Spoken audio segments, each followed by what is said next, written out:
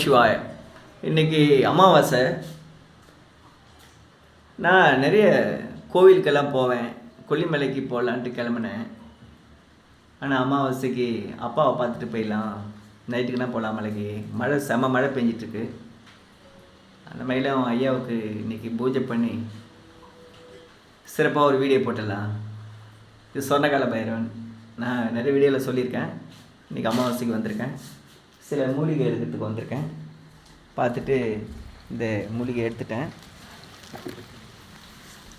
இது குண்டுமணி,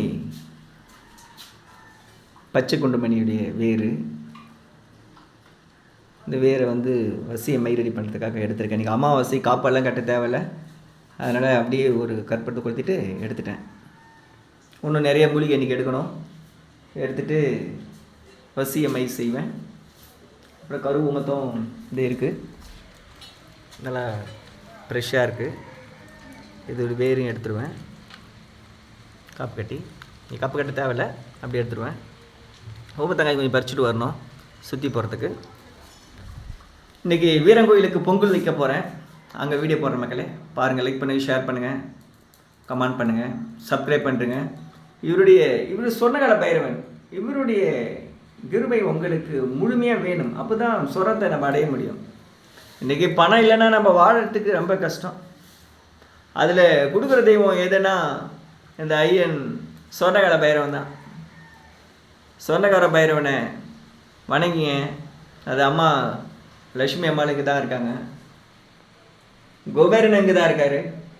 நம்ம ஒட்டுமொத்தமாக நம்ம லக்ஷ்மி தனத்தையே நம்ம பார்க்குறோம்.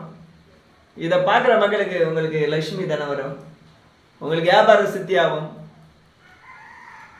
கோழி கூவிடுச்சு, நீங்கள் விடிகாலில் இருக்கிறீங்க, நல்ல நேரம் உங்களுக்கு கிட்டும். ஓம் நம சிவாய. வாழ்க வளமுடன். இதை பார்த்து கொண்டிருக்கும் மக்கள் குடும்பத்தில் என் சொர்ணகால பைரவன் உங்களுக்கு சொர்ணத்தை தருவான். நம்ம லட்சுமி அம்மா, தனலட்சுமி, தானியலட்சுமி, அதிர்ஷ்டலட்சுமி, மகாலட்சுமி, சரஸ்வதியும் உங்கள் வீட்டில் நிற்பாள். குபேரனும் காத்திருப்பான். இவ்வளோ பணத்தை கொடுத்துட்டு, தங்கத்தை கொடுத்துட்டு, இந்த குபேரன், இந்த சொர்ணகால பைரவன் காக்கும் சக்தியான இது அனைத்தையும் காக்கும் நம்ம கால பைரவன் இங்கே தான் இருக்காருங்க. பார்த்துங்க. சர்வ தோஷத்தை நீக்கும் கால பைரவன். ஓம் நம சிவாய.